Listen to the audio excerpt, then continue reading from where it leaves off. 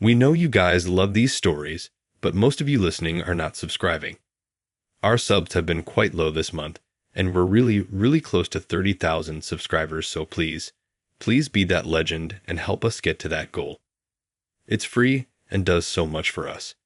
We love each and every one of you.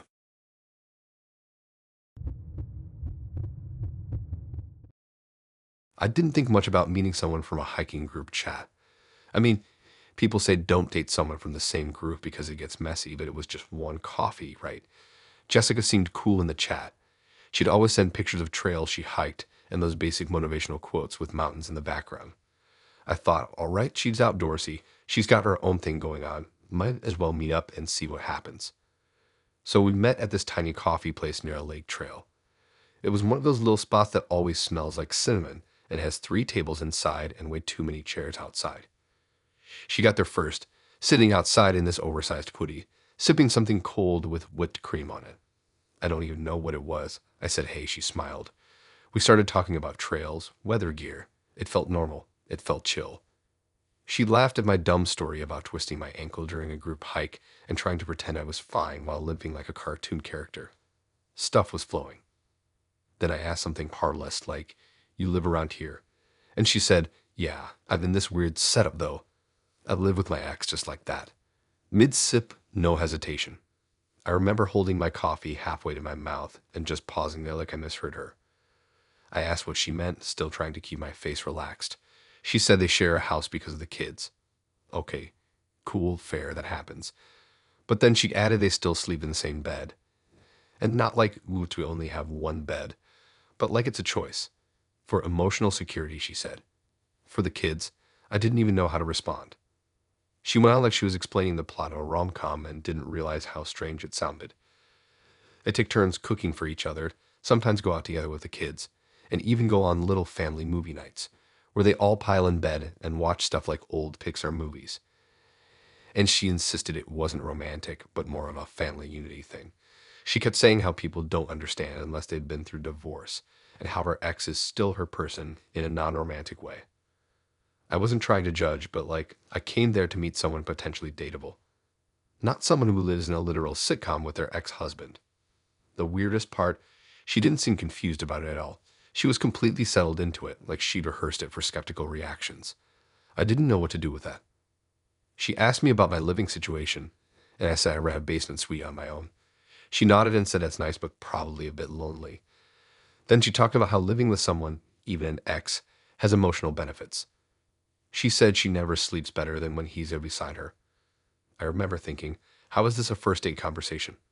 Like, why are we even here if she's emotionally that attached? And I couldn't tell if she wanted to be friends, co-parents, or date someone who just slots into her already very full domestic routine. The whole thing just had this odd energy, like she was interviewing me to maybe join her family unit in some undefined role. I ended up asking if she ever plans to move out or get her own place again. She looked genuinely confused and said, why would I? And then she said she and her ex cohabitate efficiently, which honestly sounded like something someone would say about a roommate, not a former partner who shares a bed with you. At that point, I kind of mentally checked out. I mean, I smiled and nodded through the rest, but I wasn't hearing half of what she was saying anymore. After coffee, she said we should go for a walk since we were right by the lake, but I made up something about needing to help my friend move. I think I'd even said he had a couch stuck in a doorway, like I was in a sitcom too. She smiled, gave me a hug like we'd known each other longer than an hour, and said she hoped I'd understand her unique situation. I walked away trying to wrap my head around it. She wasn't mean or weird in a loud way, but just totally at peace with a setup that felt upside down to me. And the weird part is I could see how someone might get pulled into that, thinking it's wholesome or progressive or something. But all I could think was imagine dating someone and knowing her ex-husband is literally snoring next to her every night while you're texting her goodnight. I couldn't get past that mental image. I didn't text her back. She sent one follow-up a few days later saying she had a great time and hoped we could go for that walk soon. I didn't respond. I didn't even ghost her out of malice. I just didn't know what I'd say. Sorry, but you and your ex-husband playing roommates with benefits for the sake of bedtime vibes isn't really my thing. No way to say that without sounding like a jerk. Anyway, that was the first and last time I met someone from a hiking group. Now, when someone drops into the chat with a profile pic of them and their kids, I scroll right past.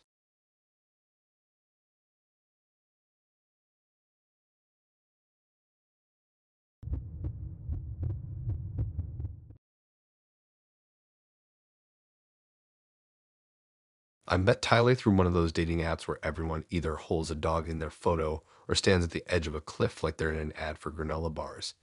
His pictures were mostly car selfies, kind of blurry, but he had this tired, sarcastic look that made him seem like he'd seen stuff. And for some reason, I thought that meant he'd be interesting. And yet he was. Just not in a good way. We decided to meet up for lunch at this diner that looked like it hadn't been renovated since the 70s.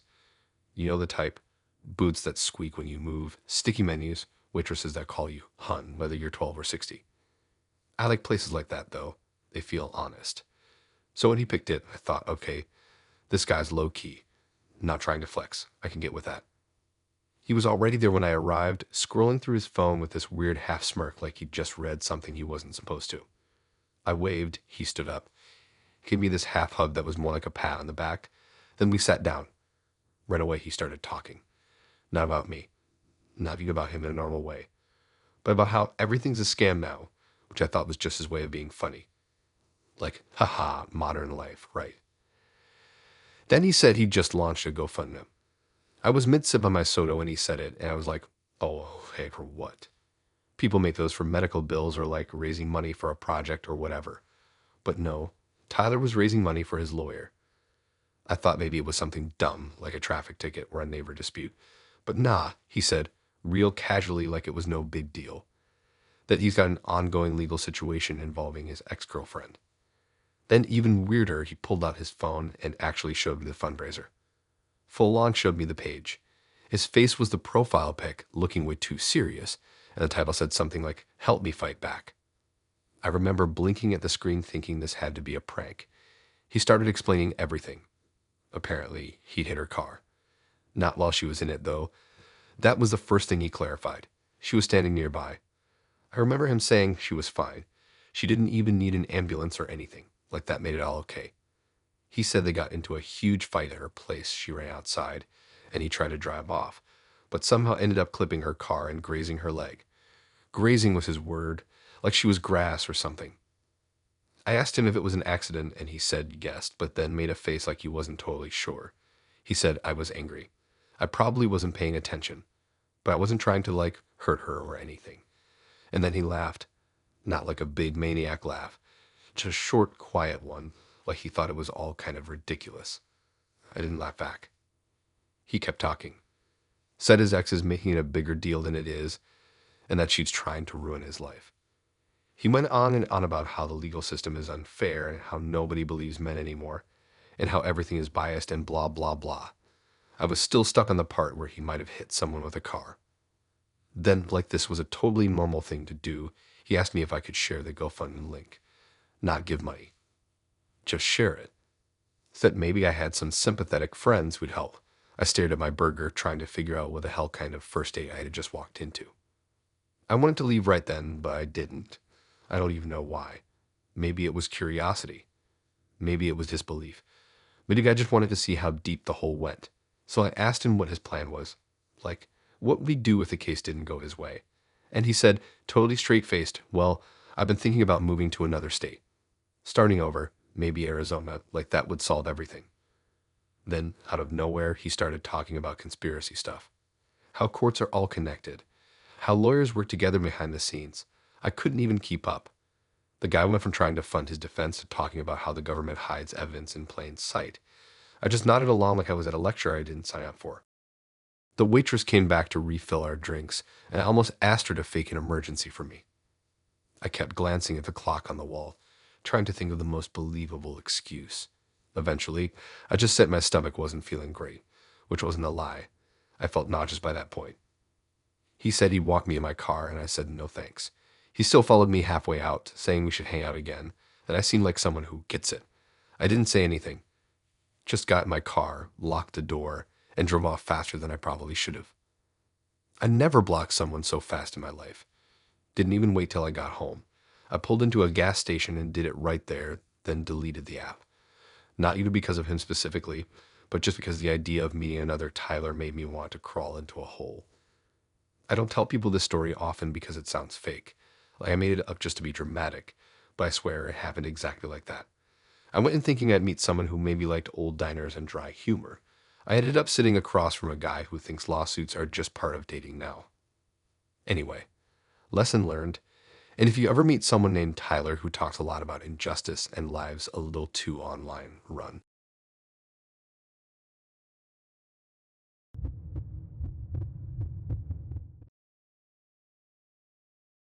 Okay, so this all started because I ignored every red flag in her profile. Like literally every single one. She had a picture with a women belong in the kitchen apron, and I just thought she was being ironic. She'd have one of those bios that said something like, I'm not like other girls, and like an idiot was like, ha, maybe she's just joking. She wasn't joking. I met Lauren at this brewery downtown that's always packed, but nobody ever finishes their drinks. You know the type. Too many plants, chopboard menus, dudes in beanies playing card games no one really understands.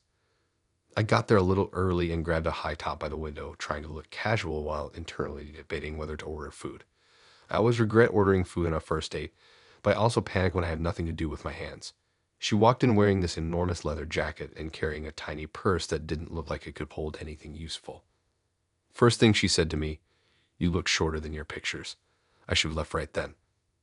But no, I stayed, because apparently I hate myself. We ordered drinks and started talking, and at first it was just weird small talk stuff. How long we've lived in the city, what we do for work, all that. She worked in marketing or something vague like that, and kept checking her phone, but not in a rude way, more like she wanted me to see she had things going on.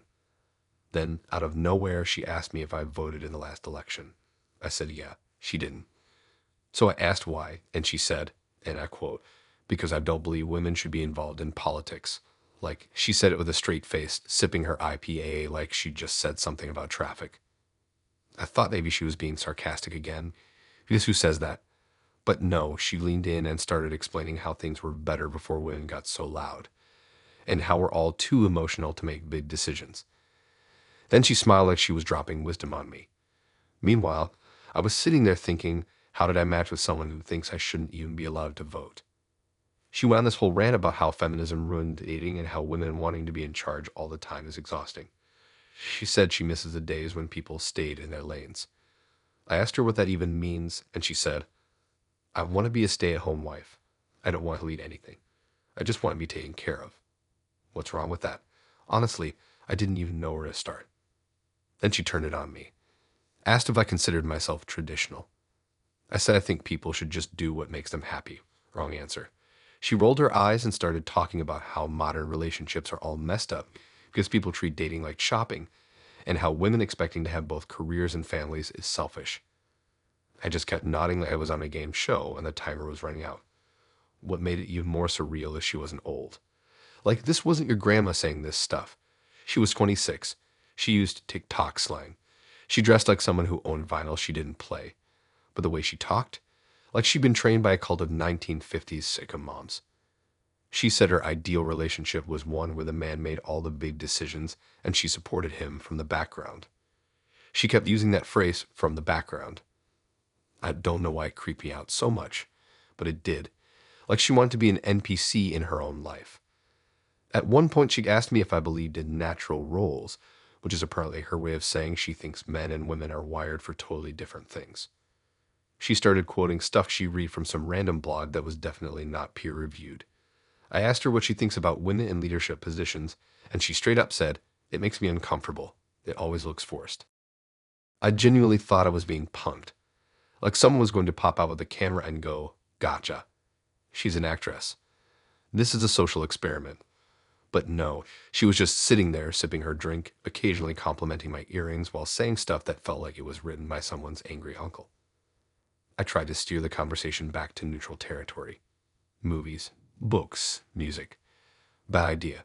She said she only watches rom-coms where the woman gives up everything for love because that's how it should be.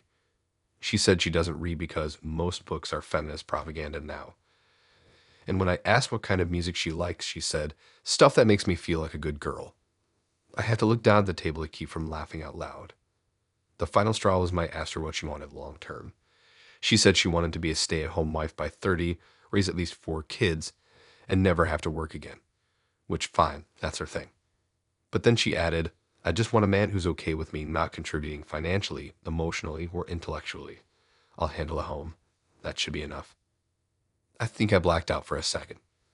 I told her I had to get going because I promised my friend I'd help them with some stuff, which was a total lie, but I had to get out of there before I lost it.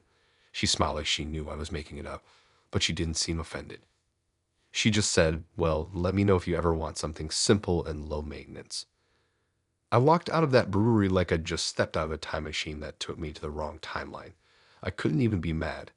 I was just confused. How does someone say all of that and think it's a great first date pitch?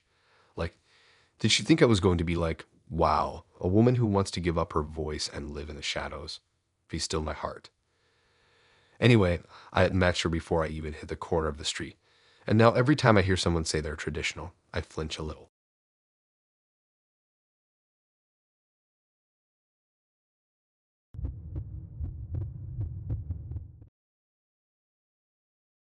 I was in a mood where I just wanted something simple, like a burger, a movie, and a decent human conversation. That's literally all I was aiming for when I said yes to grabbing dinner with Derek. He messaged me on this low-effort app I only downloaded because my friends kept saying I needed to get out there more, like I was some kind of forgotten houseplant. His profile didn't scream amazing, but he looked normal. His bio was vague, but not in a creepy way, just enough for me to think, okay, this could be fine. We met at a burger place that tries way too hard to be vintage. The kind with metal chairs that always wobble, fake diner signs on the wall, and a jukebox that nobody uses but everyone stares at like they're impressed. I showed up on time. He was already there, sitting in a booth with one arm stretched across the top like he owned the place. He had a leather jacket, which was a bit much considering it was like 75 degrees out, but whatever. He stood up, gave me a little side hug, and said something like, "You're exactly what I pictured," which sounded kind of weird in the moment, but I let it go. We sat down, ordered, and things started off pretty normal. He talked a lot about his job, something with branding and sales and networking, the kind of job that always sounds fake unless you see the business card. He kept checking his phone, but only to show me things. Pictures of his dog, screenshots of funny tweets, even a video of him doing karaoke at a work party. At first, I thought he was just trying to keep the energy going, but then it became clear he just really liked the sound of his own voice. About 20 minutes in, I asked him if he'd ever been married or had kids. I don't even know why I asked, it just sort of popped out. He laughed and said no, then looked at me and said, "You seem smart. You wouldn't do something dumb like get serious too young, right?" I didn't know how to answer that, so I just kind of shrugged and said I'm open to whatever makes sense. And then, out of nowhere, he said, "I have a rule. No women over 25, just like that." No hesitation. I thought he was joking at first, because I literally just turned 27 2 weeks ago. But nope, he kept going. Said that women over 25 start getting weird expectations, and that dating them is like trying to buy fruit after the expiration date. I just sat there blinking at him, wondering if I was being pranked. He explained, again, totally casually, that women under 25 are still open-minded and not jaded yet. He said they're more fun, more grateful, and easier to mold. That was the word he used, mold, like he was talking about clay or bread dough. He said once women hit 26 or 27, they start wanting stuff like stability and respect, and he wasn't into that. I asked him, trying not to sound like I was about to throw my milkshake at him, what he meant by wanting stuff. He said, they want to define things. They want commitment. They want to talk about the future. He laughed and said that's when he usually dips. Then he said, "I keep it simple. I know what I like and I don't waste time." I was quiet for a bit, mostly because I couldn't believe someone would say all of that to a stranger they just met. Then he asked how old I was again. I said 27, and he made this face like he'd just bitten into something sour. He didn't even try to hide it. He said, "Wow, really, you'll look it." Like that was a compliment. I didn't say thanks. He launched into this whole philosophy about how women his age are bitter and how they overthink everything. He said dating a 22-year-old last year was refreshing because she didn't talk about boundaries or goals. She just went with the flow. I asked how that ended, and he said she started asking questions. Got too clingy. I didn't respond. I just nodded like I was taking notes in class, but internally I was already planning my exit. The food came and I barely touched mine. I just kept watching him talk, wondering how many other people had sat across from him and heard this nonsense. He talked like someone who thought he was a main character in a podcast nobody wanted to listen to. Everything he said had this edge of arrogance, like he was educating me, like I should be taking his advice instead of reacting to it. Then he leaned in and said, "But you're cool. You're not like most girls your age. You're chill." And honestly, that was the worst part. The fact that he thought he was complimenting me while insulting literally every other woman on the planet. I didn't say anything, just smiled and looked at the time on my phone. He paid for the food, which I would have normally appreciated, but at that point it just felt like payment for enduring the weirdest TD talk of my life. As we were leaving, he asked if I wanted to hang out back at his place and said he had a rooftop with a great view. I said no. He didn't push it, but he looked surprised, like he thought he really charmed me with his lecture on the decay of female value after 25. He gave me this little wave and said, "Let me know if you want to keep things casual." I walked to my car and just sat there for a second, not even turning the engine on. Just sitting there in silence, wondering how someone could be that self-aware and still that clueless.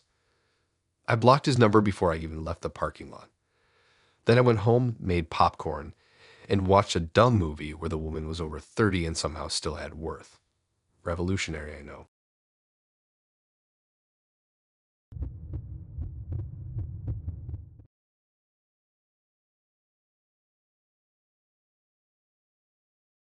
I don't usually go for people I meet at the gym, but there was something about Josh that didn't feel like a walking protein shake.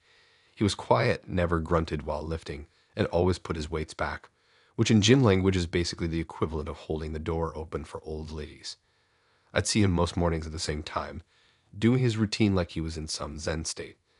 One day he smiled at me after I wiped down the machine he was waiting for, and that turned into a quick chat, which turned into coffee, which turned into, "Hey, we should get dinner sometime." We went to this casual spot near campus, not fancy but not gross. It had these string lights that made everyone look better than they actually were, and the kind of menu where you pretend you're healthy because you ordered something with quinoa in it. I showed up a little late because parking was impossible, and he was already sitting there with water and chips like he never even considered being annoyed. We ordered, and the conversation was easy. Almost too easy. He talked about his job at the community center, said he taught boxing classes for kids and helped with rec league stuff. He seemed like the kind of guy your friends would actually approve of, normal, polite, emotionally literate. I was already mentally high-fiving myself. Then it turned. I asked what kind of stuff he did when he wasn't at the gym or work, and he said, mostly spending time with my daughter. I blinked, surprised, not because it was a deal breaker, just because he hadn't mentioned it before. I said that was sweet and asked how old she was. He said 5. Then added, "Well, she's technically not mine." Now I've watched enough messy reality TV to know that technically not mine never means something chill. So I asked what he meant, and he launched into the most bizarre timeline I've ever heard on a first date. Apparently, Josh had dated this girl on and off for a couple years. She had a baby during one of the off periods, and when they got back together, she told him the kid wasn't his, but he said he just felt like she was. Said they had a bond, and it didn't matter what DNA said. So he started acting like a dad, buying clothes, helping with school, taking her to appointments. For 3 years, and the whole time, he knew he wasn't the biological father. I was trying to wrap my head around it, and then he dropped the real kicker. He said, "So now I've got full custody." I didn't even know how to react. I just said, "Wait, what?" He said the mom had gotten into some legal trouble. He didn't say what, and child services had stepped in. Since Josh had been listed as the emergency contact for everything, and since he'd been living with the kid and providing care, it basically gave him temporary custody. He said it might become permanent depending on how court stuff played out. And he just took another chip and asked if I'd ever wanted kids. I just sat there trying to catch up. I mean, I get that people have pasts. That's life. But this wasn't just a past. This was an entire 5-year-old human that legally belonged to someone he wasn't even related to from a relationship he wasn't even really in anymore. I asked him why he'd do that, why take on that responsibility if the kid wasn't even his. And he said, "Because I love her. She calls me dad. That's all that matters." I didn't have anything to say to that. I mean, yeah, sure, that's admirable in theory. But we'd known each other for like a week. This was supposed to be a casual dinner, not a crash course in complex guardianship law. I asked him if he was planning to raise her alone, and he said not ideally. He said he was hoping to meet someone who could step into that role, said it like it was a job application. He started telling me about her bedtime routine, how she doesn't like broccoli, how she's afraid of swimming pools because of a cartoon she saw. And look, I'm not heartless. I think it's amazing when people step up for kids. But this wasn't just him sharing something personal. This felt like he was gauging my reaction to see if I'd make a good stepmom. On date 1. I asked if he was still in contact with the mom, and he said not really. Said it's complicated, and that he doesn't like to talk about it too much. But then he added that he doesn't think she should ever get custody back, even if she gets clean. And that's when I paused.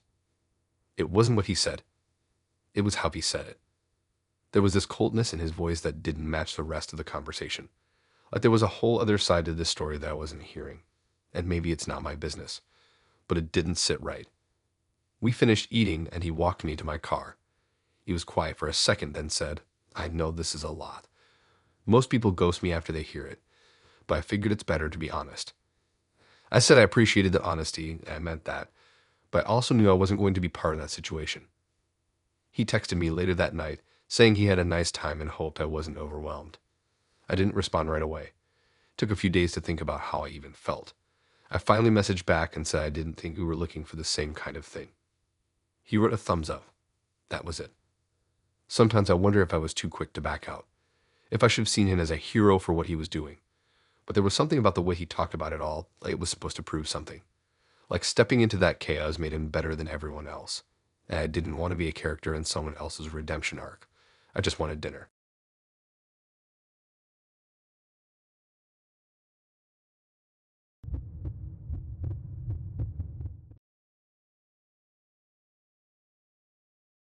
I met Megan through a coworker who wouldn't stop playing matchmaker. You know the type, someone who's been in a long-term relationship since high school and now thinks they're qualified to curate love stories like it's their part-time job. She showed me Megan's Instagram, and yeah, she looked cool. One of those people who always seems to be at brunch or in a hammock with a book, posting captions like grateful for the chaos. I didn't really know what that meant, but sure, I was in a yes mood. We met at this tiny Korean fusion spot she picked, and honestly, props to her, food was great. She showed up wearing this long, flowy dress that made her look like she just walked out of an art museum gift shop. And she had that calm energy people have when they're not rushing anywhere. She had this thing where she held eye contact a little too well, like she could see if you were lying. I liked her right away. She seemed thoughtful, easy to talk to, kind of mysterious but not in a fake way, like she actually had stories. And boy, did she. We ordered, started talking about books, podcasts, all the surface level stuff. She was into true crime, which, okay, everyone is. But she talked about it differently. Not like it was entertainment, more like she was studying people. It wasn't weird at first, just interesting. She asked a lot of questions. What my last relationship was like, how it ended, what I learned from it. It felt like a therapy session, but in a good way. Like she was genuinely curious. Then the food came and we shifted gears a bit. She asked me if I wanted kids one day. I said I wasn't sure yet, depends on the person, the timing, all that. I asked her and she paused for a second, like she was waiting whether to tell me something. Then she said, I actually had surgery last year. I'm not having kids. Ever. I said, okay, cool. Thanks for being upfront. She nodded, then kind of smiled to herself and said, I didn't tell my ex-husband. I thought I misheard her. I asked what she meant, and she said she got the surgery while they were still together and just didn't mention it. At all. For 2 years. I sat there trying to act like that wasn't a bombshell. She said they'd been fighting a lot. He wanted kids and she didn't. And instead of arguing about it again, she just went and handled it. Said it felt empowering to take control. I asked if he ever found out and she said, not directly. I think he figured it out eventually. I didn't even know what to say. Like, this wasn't a casual hookup situation. They were married, and she made a permanent choice without even bringing it up, like it was getting a haircut. She said he started noticing she wasn't tracking anything, wasn't bringing up timelines, and eventually he gave up on the topic. She shrugged and said, we were already done by then. That was just the nail. She said it also calmly. No guilt, no second thoughts. Like it was just another moment in her life, not this massive breach of trust. I asked her if she thought that was fair, and she said, What's fair? I gave up so much for that relationship. He just didn't know it. She said he made her feel small for years and that doing something just for herself, even if he wouldn't approve, felt like getting air after being underwater. I understood wanting to reclaim something after a rough relationship, but the way she talked about it was cold, like he wasn't even real anymore, just a character she used to know. She said she didn't regret it, not even a little. Then she asked if I thought that made her a bad person. I kind of froze. Not because I thought she was evil or anything, but because I wasn't ready for that level of moral complexity in the middle of dinner. I said I didn't think I could do something like that, and she said, "That's the difference. I stopped needing permission." She changed the topic after that, started talking about the kimchi fries like nothing had happened. I played along, but my mind was stuck back there. The weirdest part, she was still charming, still funny, still magnetic in that way people are when they know exactly who they are and don't care what anyone thinks about it. And I think that's what messed with me most. It wasn't some big emotional meltdown or dramatic confession. It was casual, like we were just talking about a time she returned a dress without the receipt. The date ended at this little bookstore cafe nearby. She wanted to grab something sweet, and I said sure, mostly just to see what else she would say. We walked through aisles of books, and neither of us were really reading, and she told me about her new job, her apartment, her weekend routines. Normal stuff. She looked at a poetry book and said, "This is the kind of stuff I like now. Nothing heavy. Just beautiful things." And for a second, I saw her differently, like maybe all that chaos she left behind was something she actually needed to do just to get to peace. But that didn't mean I could forget it. We hugged outside the cafe, and she said she had a great time. I said the same, and it wasn't a lie exactly, but I didn't ask to see her again. And when she messaged me later that week, I didn't answer. Not because I hated her or thought she was horrible, but because some lines are too far back to cross again. Even if the person on the other side makes it all sound like art.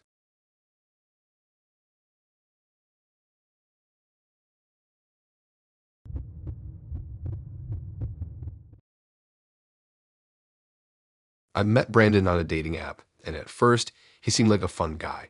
His profile was full of interesting hobbies and shared interests with me. He loved music, had a good sense of humor, and seemed pretty laid back. The type of guy you could imagine having a good time with, grabbing drinks and chatting about anything. We matched, and after a few days of texting back and forth, we decided to meet up. He suggested a bar near the downtown area, a place that was known for its relaxed atmosphere and vintage vibe. When I got to the bar, I wasn't sure what to expect. Brandon was already there, sitting at the bar with a drink in front of him, wearing a casual jacket and a grin that immediately made me feel like I was in for an easygoing night. He had that confidence about him, the type that made him easy to approach but also gave off a bit of a "don't mess with me" vibe. He stood up when I walked over, and we exchanged pleasantries before settling into our seats. The night started off pretty normal. We talked about the usual stuff, what we did for work, what our weekends looked like, and whether or not we were into the same types of movies and shows. He was charming in his own way, funny, and surprisingly insightful about certain things. We had a few drinks, laughed at a couple of dumb jokes, and it felt like one of those dates where everything just clicks. But then, after a few rounds, he dropped something that took me completely off guard. It was like a switch flipped in his demeanor. His posture shifted, and he leaned in a little closer, a bit more serious than before. He took a sip of his drink, looked at me, and said, "I don't leave tips. Never have." I didn't immediately respond. I was kind of confused, and I didn't know if he was joking or if this was some weird, edgy thing he was saying to get a reaction. "Wait, you don't leave tips?" I asked, raising an eyebrow. Brandon just shrugged nonchalantly like it was no big deal. "Nope. I think people should earn success the hard way. Tipping is just part of society's way of making people feel like they're entitled to things. I don't buy into it. If a server's doing their job, that's what they're getting paid for. I'm not gonna reward them for doing the bare minimum." I wasn't sure how to respond. I thought maybe I'd misheard him, or maybe he was joking around. But when I looked at his face, I could tell he wasn't kidding. He wasn't even trying to be funny. It was like he truly believed that tipping was just a waste of money. "That's a little harsh, don't you think?" I said, trying to keep my tone light, unsure of how to address the situation. Brandon didn't seem to care. "It's not harsh. It's just the way the world works. If a server wants to make more money, they should try harder. If they don't do a good job, why should I give them anything extra?" It was hard to ignore how casual he was about it. He said it so matter-of-factly that I felt almost silly for questioning him. It was like he was making this bold statement, and I was supposed to just accept it. But I couldn't. I had been raised to believe that tipping was just part of being respectful to people who worked in service. It wasn't about rewarding perfection. It was about acknowledging that they were doing a job that deserved to be compensated fairly. I tried to explain this to him, hoping he would see where I was coming from. But Brandon, tipping is kind of like acknowledging the effort people put in. It's not about them being perfect. It's about recognizing that they're doing a job that's hard, especially when they're dealing with a lot of customers. He cut me off before I could finish my thought. Look, I get it. You probably think I'm some jerk for not tipping. But the way I see it, people get too comfortable with the idea that they have to give extra money for basic service. It's like people don't know how to say no, or they feel bad about not doing it. It's ridiculous. I tried to brush it off at first, thinking maybe I was overreacting. After all, it was just one opinion. But as the conversation went on, it became clear that this was more than just a casual belief for him. He really felt strongly about it. And the more he spoke, the more I realized that Brandon's attitude wasn't just about tipping. It was about a broader sense of entitlement that he seemed to have in general. As we continued to chat, he started talking about how he approached life in general. I don't believe in giving people anything unless they prove they deserve it, he said. Like, if someone's doing their job, that's what they're supposed to be doing. I'm not going to reward them for doing the bare minimum. And honestly, I think most people are too soft nowadays. Everyone expects something for nothing. I tried to stay calm, but I could feel the tension building. It was becoming harder and harder to ignore that Brandon's perspective was rooted in this kind of harsh, cynical view of the world. It wasn't just about tipping. It was about his entire outlook on life. People weren't deserving unless they proved themselves, and that, to me, felt cold and dismissive. The conversation shifted, but the vibe had changed. I could feel myself starting to pull back, my interest waning. Every time I tried to steer the conversation in a more neutral direction, Brandon kept circling back to his views on work, money, and effort. He was obsessed with the idea that people had to earn everything, and if they didn't, they were just getting handouts they didn't deserve. It was around this point that I realized that this wasn't just a deal breaker for me, it was a red flag. Someone who saw the world in such a transactional way, someone who couldn't even show basic appreciation for the work people did, was someone I couldn't get along with. The night was dragging on, and I found myself looking at the clock, eager to leave. When the bill came, Brandon paid for it quickly without hesitation. But the thing was, he didn't even offer to pay for the entire thing. Nor did he acknowledge the fact that I'd been there with him for the past few hours. It wasn't about the money, it was about the complete lack of consideration. We left the bar together, and as we walked toward our separate cars, I felt this weird, unsettling feeling that I couldn't shake. I couldn't even look back. I never texted him again, and that was it. It wasn't about being too idealistic or naive. It was about knowing that there were just some people you didn't want to waste your time with. Brandon's lack of empathy wasn't just a quirky personality trait. It was a deal breaker, and one that came into full view that night.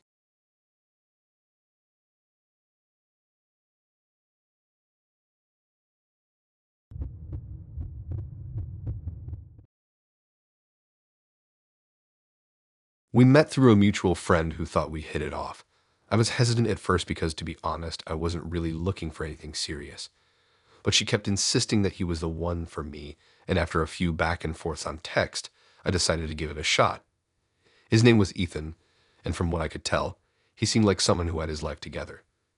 He had a steady job, was into the same hobbies as me, and our text conversations were actually pretty good. So we agreed to meet up for a drink at a bar downtown that had a chill atmosphere. When I walked in, I spotted him right away. He was sitting at a table near the back, looking pretty casual but well put together. We exchanged hellos, and I sat down, already feeling like I was about to have a decent time. The conversation started off easy enough. We talked about work, how our weeks had been, what kind of music we were into, all the usual first date stuff. But then, out of nowhere, he hit me with something I wasn't prepared for. I voted against the new bill last election, he said casually as he sipped his drink. I just don't believe in all that progressive stuff. I froze for a second. I wasn't sure if he was joking or if I had heard him right. The atmosphere in the bar was still relaxed, but his words felt out of place. I smiled awkwardly, trying to keep the conversation light. What do you mean by that? He leaned back in his chair, like he was about to share something deep. Well, I don't think the world should change just because people are pushing for rights and stuff. The way things used to be is fine. If it ain't broke, don't fix it. I didn't know how to respond at first. I mean, I was trying to keep an open mind, but it was hard to ignore the vibe he was giving off. It wasn't just that he was against a specific bill, it was the entire attitude that came with it. Like he was saying that change in general was bad and that the status quo should be preserved. I was about to get into some big debate, so I tried to steer the conversation somewhere else. But no, Ethan wasn't finished. He continued. I think people are getting way too sensitive about things like gender equality and LGBT rights. Everyone's always talking about equality, but honestly, it just seems like people are trying to force it. Like, not everything needs to be equal, and we're getting too soft with all these changes.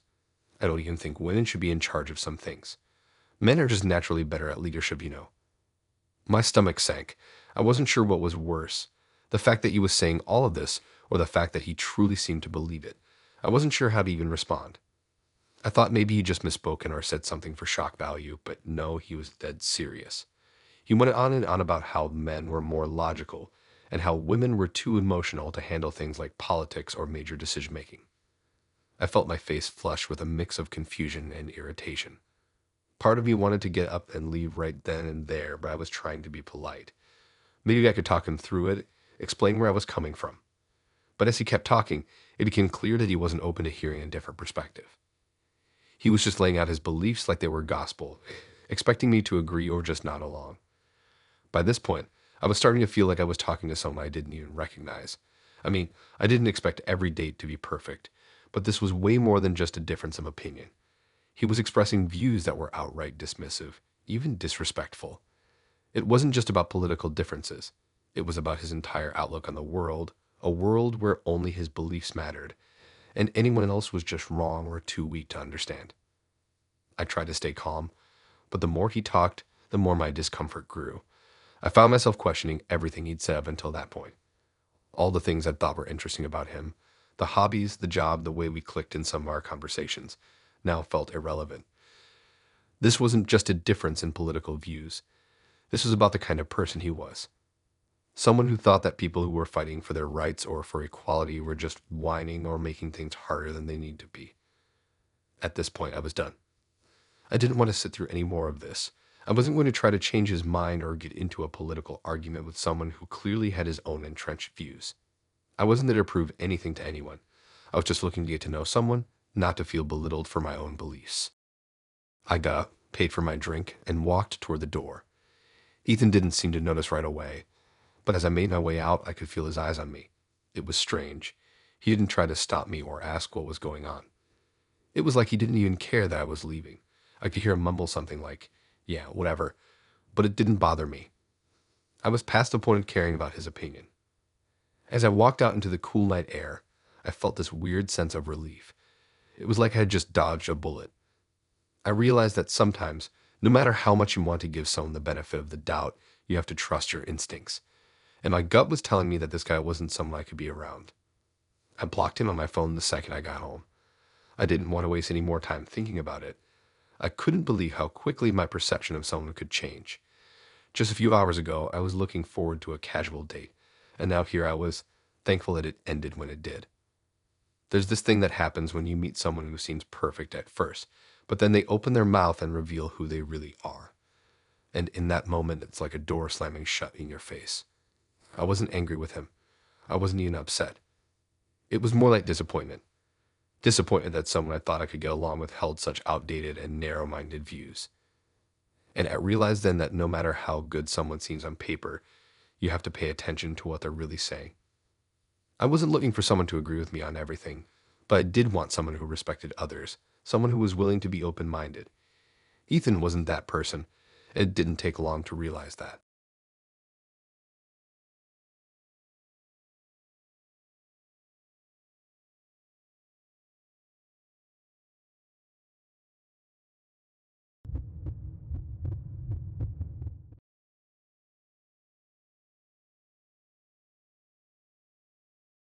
When I met Chelsea, I wasn't really expecting anything serious. Honestly, I wasn't even sure if I wanted to be dating at the time. But she seemed interesting enough in her profile and had a good sense of humor, so I figured we'd at least have a decent time grabbing a drink. We talked a lot before we met up, exchanged some jokes, and everything felt pretty lighthearted. She mentioned a few times that she liked to go to different restaurants around the city, and it was clear she had an appreciation for the finer things in life. That sounded like something I could get into, so we set up a date at a nice restaurant downtown. When I walked into the place, Chelsea was already there, sitting at a table by the window. She was dressed in a black dress that seemed way fancier than what I was expecting. But hey, I'm not one to judge. She stood up when she saw me and smiled, which instantly put me at ease. We made small talk for a while, and she seemed really friendly, smart, fun, and engaging. It was shaping up to be a good evening. We ordered our food, and everything felt pretty normal at first. But then, as the night went on, Chelsea's behavior started to shift. She was getting more and more animated as she talked about her past relationships and the things she wanted in a partner. At first, it just seemed like typical first date talk. She told me she didn't mind a guy who was a little rough around the edges as long as they could hold a good conversation, which I thought was a pretty fair thing to say. But then, out of nowhere, she brought up something that caught me off guard. She looked straight at me and said, "I only date men who are making a lot of money and I don't settle for less. I mean, what's the point of dating someone who's just getting by, life's too short to waste time on that." I blinked a couple of times, trying to process what she just said. I thought maybe I misheard her, or maybe she was joking. I mean, it sounded so blunt, so unapologetic. But no, she wasn't kidding. "You're serious?" I asked, trying to keep the tone of my voice neutral, though I was definitely taken aback. She nodded, completely confident in her response. "Yeah, I am. It's not like I'm asking for millions or anything, but I need someone who's stable, who knows how to handle their finances. I'm not going to waste my time with someone who can't even afford a decent meal or a night out." I didn't know what to say. I mean, everyone has their standards, right? But there was something about the way she said it, so matter-of-factly, that just felt off. It was like she wasn't just stating a preference. She was outlining a rule, and anyone who didn't meet her requirements was immediately disqualified. "Okay, but don't you think that's kind of shallow?" I asked, though I already knew it was a risky question. I didn't want to offend her, but I also wanted to understand how she could be so blunt about it. Chelsea just shrugged, like she couldn't care less if I agree with her or not. "Not at all. I'm just being practical. I don't have time to waste on someone who doesn't have their act together. Relationships are supposed to be partnerships, and I'm not going to team up with someone who's still figuring out how to make ends meet." I wasn't sure if I was in shock or if I was just completely confused. I couldn't wrap my head around how someone could have such a transactional view of relationships. It wasn't even that I didn't have a good job or wasn't financially stable. It was more about the sheer coldness of her perspective. It was like dating wasn't about connection or chemistry or shared values. It was about how much money you could bring to the table. As we kept talking, it became clear that Chelsea's entire dating strategy was based around finding someone who could support her lifestyle. She didn't just want someone with a good job. She wanted someone who could provide for her, someone who had enough financial cushion to give her the life she desired without having to settle for less. She made it clear that she wasn't interested in guys who didn't fit her specific financial criteria, no matter how nice or interesting they might be. I thought about the other things she had said earlier, how she liked to go to fancy restaurants, travel to exotic places, live a lifestyle that was comfortable, even a bit luxurious. It wasn't that I didn't understand wanting to live well. I get it. We all want a good life. But her approach seemed so transactional. Like I wasn't just another person on a date, I was a potential source of income, a way to secure her future. The more she talked, the more I realized I wasn't just feeling uncomfortable. I was feeling disrespected. She wasn't even pretending that there was any deeper connection she wanted. She wasn't interested in who I was, what I was passionate about, or what kind of person I was on the inside. To her, it was all about the bottom line. Literally, and that was the part that bothered me the most. I tried to steer the conversation back to something more neutral, but Chelsea was persistent. She kept circling back to her standards and how she wasn't going to lower them for anyone. "You'd be surprised how many guys try to act like they're okay with a woman being independent," she said. "But it's hard to find someone who actually gets it. Like, I need a partner, not someone I have to take care of." By this point, I had stopped trying to defend myself or rationalize her views. I was just sitting there, sipping my drink, feeling the weight of the situation sink in. I'd been on a few awkward first dates in my time, but this one felt different. It wasn't just that we didn't click. It was that Chelsea's entire approach to dating felt like something I couldn't get behind. She wasn't looking for a partner. She was looking for an investment. Finally, the conversation died down and the check came. We both paid our parts, but I knew I wasn't going to see her again. I could tell she didn't really care about my opinion at that point. She was already mentally checking out of the date, probably thinking about the next guy she could meet who fit her idea of a perfect match. We left the restaurant, exchanged a polite goodbye, and I walked away feeling both relieved and a little sad. Not sad for me. I wasn't going to waste any more time on someone like her, but sad that there were people out there who viewed relationships like business transactions. I'd learned that night that no matter how charming or attractive someone may seem, if their values don't align with mine, there's no point in continuing down that path. It wasn't about money. It was about how much value you placed on the people around you. And Chelsea, for all her beauty and confidence, had shown me that she didn't place any value on anyone who couldn't give her exactly what she wanted in return. I couldn't respect that, and I certainly wasn't going to settle for it.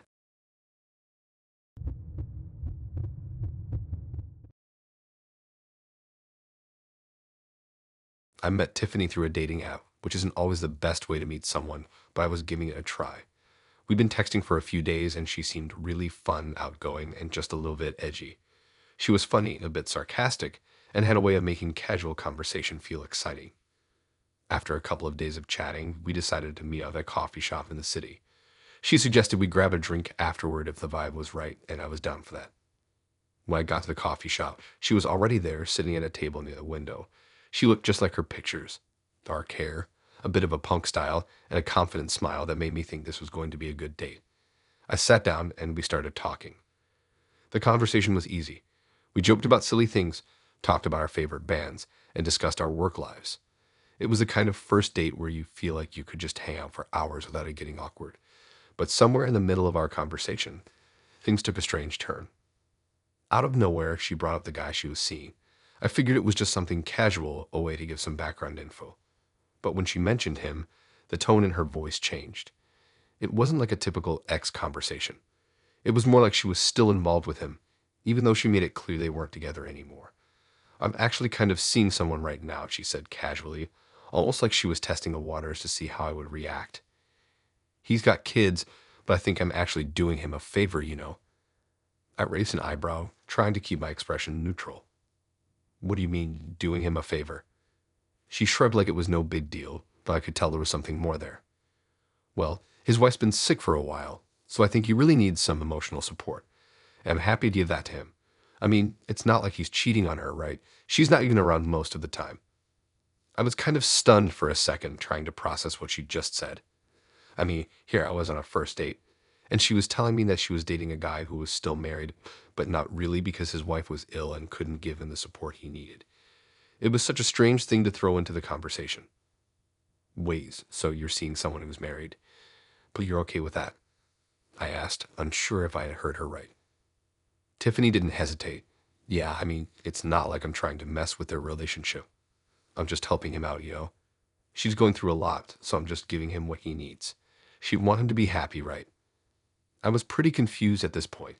Was she seriously telling me that she was in a relationship with a married guy, and her justification was that she was helping him because his wife was going through health problems? It didn't add up, and I wasn't sure if I should be offended or just completely shocked by how out of touch with reality she seemed. "That doesn't seem like something most people would be okay with," I said carefully, trying not to sound judgmental, but I was definitely taken aback. "Don't you think there's a line you shouldn't cross? I mean, it's one thing to be friends with someone who's going through something difficult, but it sounds like you're actively involved with him." She looked at me almost like she was surprised that I was surprised. "I don't see what the big deal is. We've been hanging out for a while now, and he's a really nice guy. He's just been going through a lot, and I'm happy to be there for him. It's not like I'm doing anything wrong." At this point, I felt like I was in some kind of alternate reality. The whole situation just felt so messed up, and I couldn't understand why Tiffany was so casual about it. She seemed completely oblivious to the fact that she was basically being the other woman, or, more accurately, justifying being in a situation that most people would see as shady at best. I tried to wrap my head around it. Maybe there was more to the story, and maybe I was just missing something. But it was hard to ignore how completely unbothered Tiffany was about the whole thing. She had this nonchalant attitude like she had done nothing wrong, that she was just being a good friend to a guy who happened to have a wife in poor health. But to me, it felt like she was making excuses for a really messed up situation. I just don't think it's a good idea to get involved in something like that, I said, hoping she would at least see where I was coming from. I mean, I get wanting to help someone, but this sounds like it's crossing the line. Tiffany rolled her eyes and let out a little chuckle. You're so serious, she said, like I was overreacting. I'm just being supportive. The whole don't get involved with married people thing is a little outdated, don't you think? People have complicated lives, and sometimes things aren't as black and white as they seem. I had no idea how to respond to that. It felt like she was completely dismissing any idea of boundaries or respect for other people's relationships. I was getting more uncomfortable by the second, realizing that this wasn't just a minor thing. This was her approach to relationships, and it wasn't the kind of thing I could overlook. We continued talking for a little while longer, but I could feel the distance between us growing. I wasn't sure what I had expected from the date, but it certainly wasn't this. As she talked more about her involvement with this guy and how she was helping him, I realized I was no longer interested in continuing this conversation, let alone seeing her again. I wasn't judging her for helping someone through a difficult time, but the way she was justifying the situation, the lack of empathy for the wife, and her complete disregard for the complexity of relationships just didn't sit right with me. I made an excuse to leave early, and as I walked out of the coffee shop, I felt this sense of relief. I had learned something important that night. Just because someone's attractive and fun to talk to doesn't mean their values align with mine. And in this case, Tiffany's attitude about relationships was something I couldn't ignore, no matter how charming she seemed on the surface. I had to trust my gut, and my gut was telling me to get out of that situation before it got any messier. It wasn't about being judgmental. It was about understanding where my boundaries were, and Tiffany's view on relationships crossed a line I couldn't accept.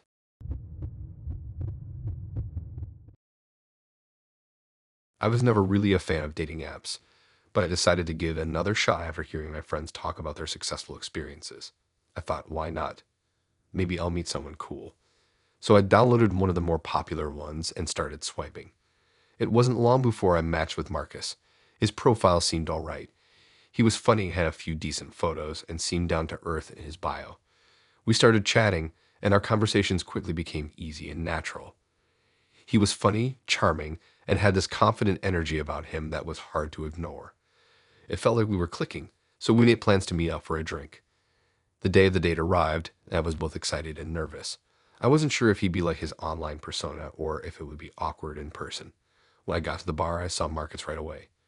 He was sitting at a table, looking pretty much exactly how he did in his pictures. Tall, dark-haired, sharp jawline.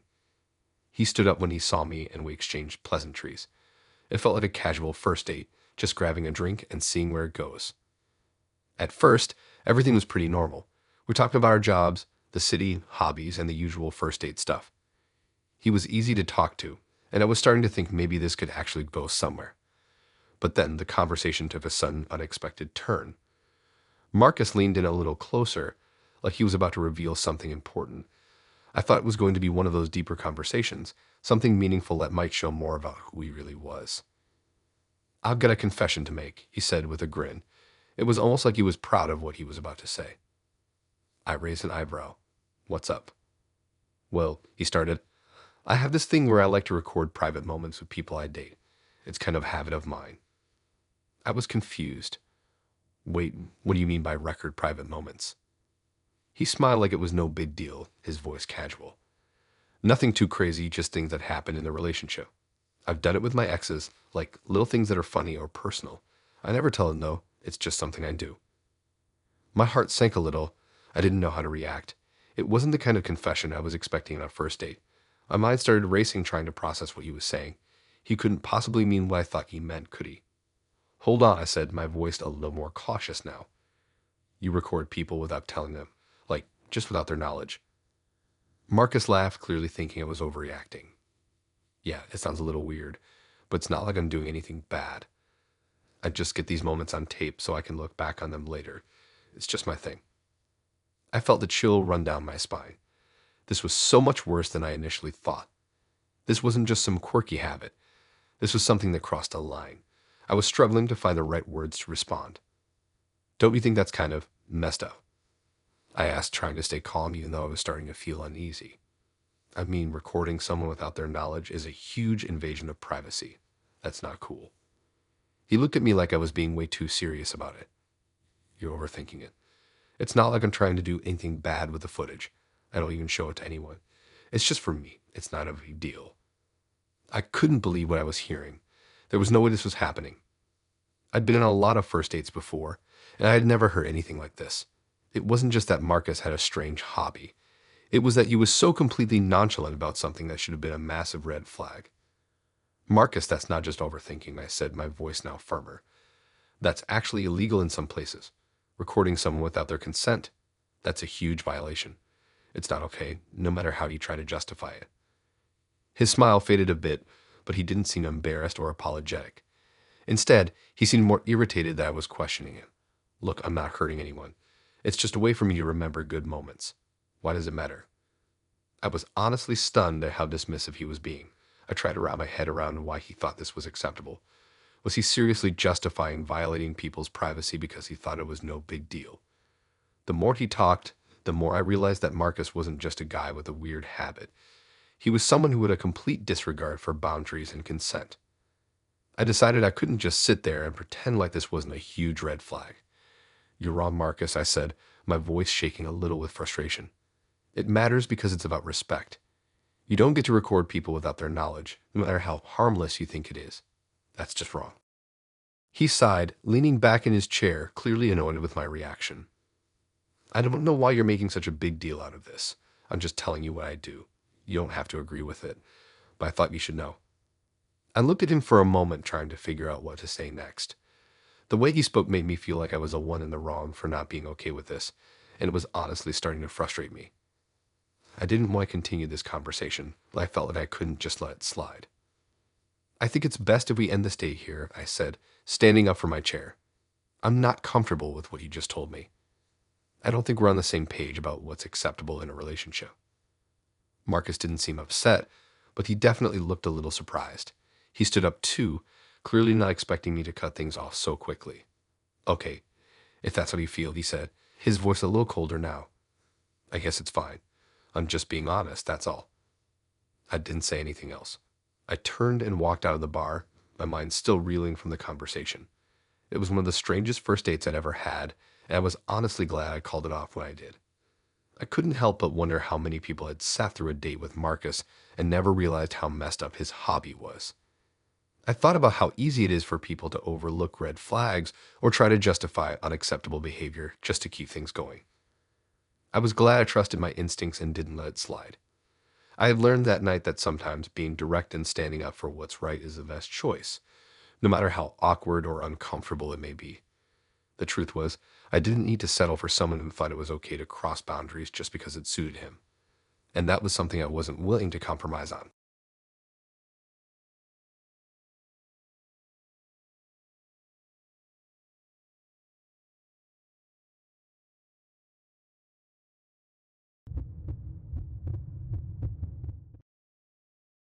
I wasn't expecting much when I matched with Brittany.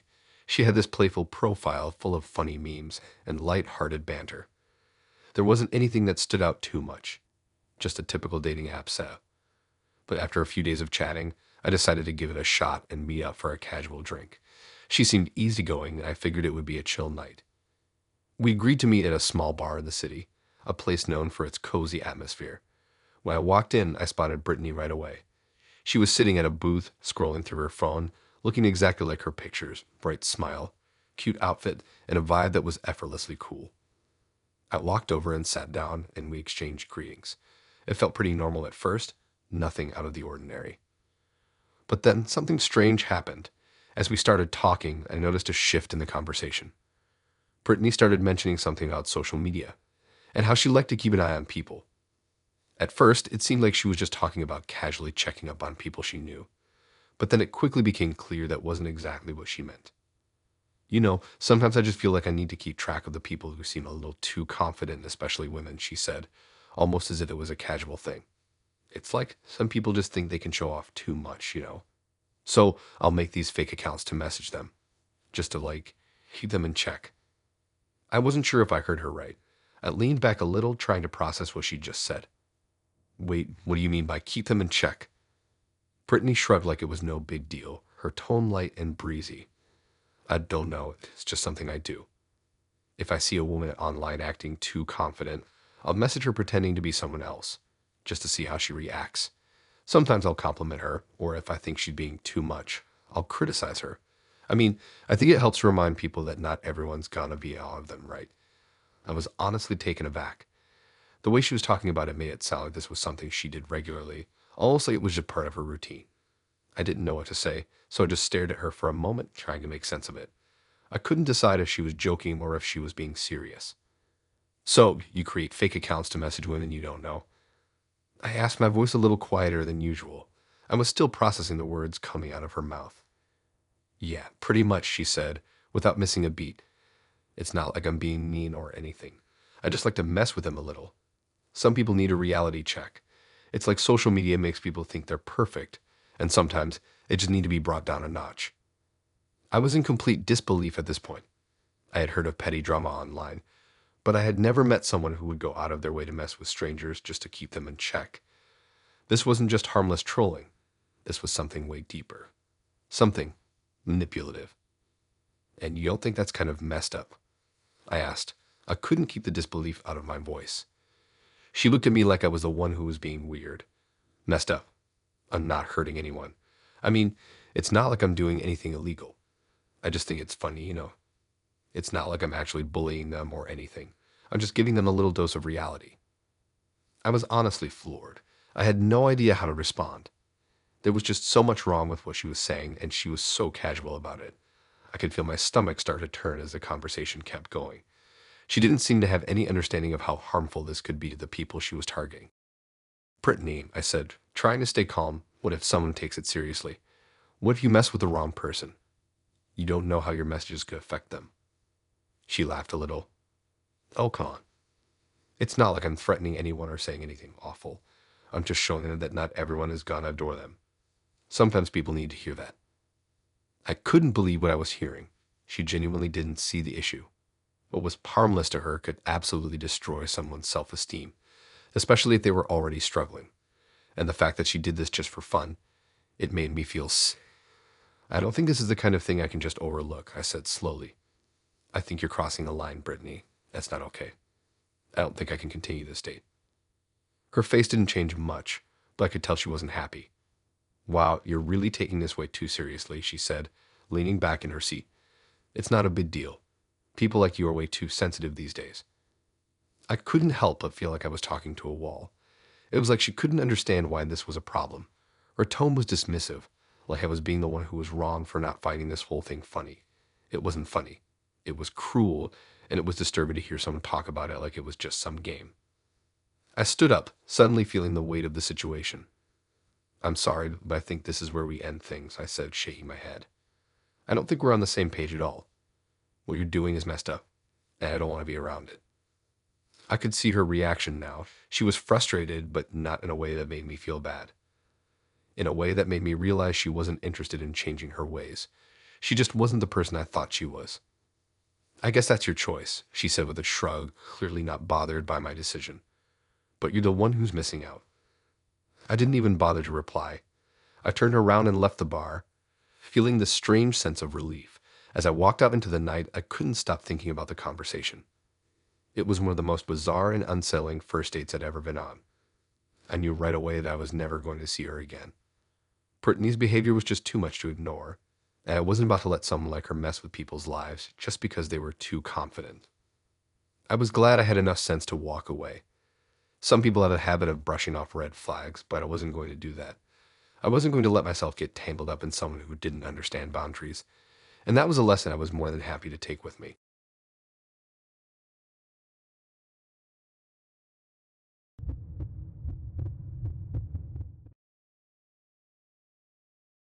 I wasn't really looking for anything serious when I matched with Jake. Honestly, I was just trying to dip my toes back into the dating pool after a pretty heavy breakup. My friends kept telling me to be casual about it, so I figured why not? His profile was filled with travel photos and funny captions. He had a sort of carefree attitude in his bio, something about being up for adventure and making every day count. His smile was the type that made you feel like he was someone who didn't take life too seriously, and I liked that. The idea of having some light, no-pressure fun sounded perfect, right? We chatted for a few days before deciding to meet up. The plan was simple: grab drinks at a low-key bar downtown. Nothing fancy, nothing formal. He seemed pretty easygoing, so I wasn't expecting anything intense. I arrived at the bar a few minutes early, scanning the crowd. The bar was the kind of place that tried to be hip, but wasn't quite there yet. The low lighting, the exposed brick, and the DJ spinning indie tracks made it feel like the perfect spot for first dates. It had that comfortable vibe where you could talk without shouting over the noise. Then I spotted Jake. He was sitting at the bar, his legs casually crossed, looking like someone who belonged in a magazine ad for a travel company. His denim jacket and rugged style were effortless. He looked exactly like his pictures, scruffy, charming, and somehow like he just waltzed in from an overseas adventure. I walked over, he stood up to greet me, and we exchanged the usual pleasantries. He was warm, smiled a lot, and had a calm, almost cocky way of speaking. We got our drinks and I settled into the conversation, thinking it was going well. At first, it was light. We talked about work, travel, favorite bands, and all the usual first date chatter. He was funny and we had a good rhythm going. It felt easy, like we were old friends catching up. But then, after a couple of drinks, the conversation started veering into territory I wasn't expecting. "So, what's your biggest pet peeve?" Jake asked, swirling his drink as he looked at me, the casualness of his tone throwing me off for a second. I hesitated, trying to think of something that wouldn't sound too harsh or weird. "I guess I don't really like it when people aren't upfront about things," I said, he being vague. Jake nodded like he understood, but there was something about the way he looked at me, like he was sizing me up, that made me uncomfortable. "Yeah, that's true," he said, taking another sip. "I don't really like making plans with people. I raised an eyebrow. "Wait, what do you mean? Like, you just don't like planning things?" He shrugged, a sly grin spreading across his face. "Not exactly. I think it's fun to change things up without telling people. See if they notice or care. Like, if we made plans and I changed them last minute, would you care?" It took a second to process what he was saying. Was he seriously talking about just changing plans without giving notice? I didn't know what to think. I laughed awkwardly, unsure if he was joking or being serious. "I mean, I'd probably care," I replied, not really knowing how else to react. Jake leaned forward, eyes glinting with amusement. "That's the thing. I like testing people's reactions. It's fun to mess with people a little, just to see how much they really care. It's kind of like a game." My stomach dropped a little. Was he actually serious? I didn't know how to respond at first. The idea of changing plans just to see if someone would notice seemed petty, childish even. But he was acting like it was no big deal, like it was a normal thing people did. "Wait," I said, trying to make sense of it. "You change plans with people just to mess with them. Like, you do that on purpose." He nodded, still grinning. "Yeah, it's funny. People get so uptight about stuff like that. But I think it's hilarious to see how they react when things don't go the way they expect." I couldn't help but feel a sense of unease creeping in. This wasn't the lighthearted conversation I was expecting. This was something else, something manipulative almost. It felt wrong. "I don't know, Jake," I said, trying to keep the conversation grounded. "That doesn't seem like something I'd be okay with." He laughed, brushing it off. "Oh, come on. It's not like I'm doing anything bad. I just like seeing if people can roll with the punches. When you're dating someone, don't you ever wonder how they'll react to the unexpected?" I stared at him for a moment, trying to make sense of his words. This was starting to feel like a red flag I couldn't ignore. He was basically telling me that he enjoyed messing with people's emotions for fun. I didn't know how to say it without sounding judgmental, but everything in my gut was telling me that this wasn't the kind of person I wanted to be around. "I mean, yeah, life throws curveballs sometimes," I said, carefully choosing my words. "But it's different when you're doing it on purpose. It's not cool to play with people's feelings like that." Jake looked at me like I was the one who didn't get it. He leaned back in his chair, clearly not fazed by what I had said. "Come on, it's not a big deal. You're overthinking it. People make things way more complicated than they need to be." I was honestly shocked by how casual he was about it. How could he think this was okay? I didn't care if it was just a game to him. It wasn't funny, it was manipulative, and it made me question everything about this date. He clearly didn't have any respect for boundaries or people's feelings. The idea that he thought testing people's limits was something fun to do made my skin crawl. By this point, I couldn't sit there anymore. I had to say something, even though I knew it would be awkward. "I don't think this is going to work out," I said, trying to stay as polite as possible. "I'm not really into playing games or messing with people's heads." Jake's smile faltered for a moment, but then he just shrugged it off, like it didn't matter to him. All right, if that's how you feel, he said, standing up from his chair.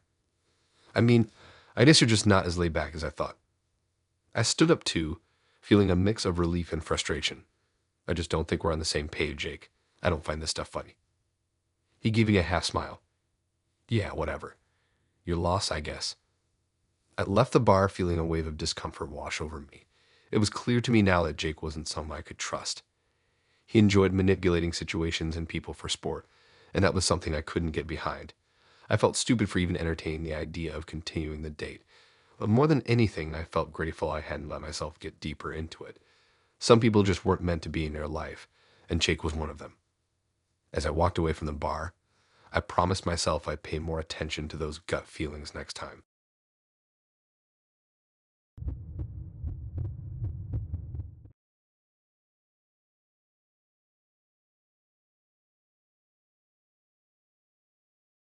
I met Zach through an app, and from the start, he seemed like the kind of guy who could be fun to hang out with. He was into the usual stuff, movies, music, sports, and he had this easygoing vibe in his profile.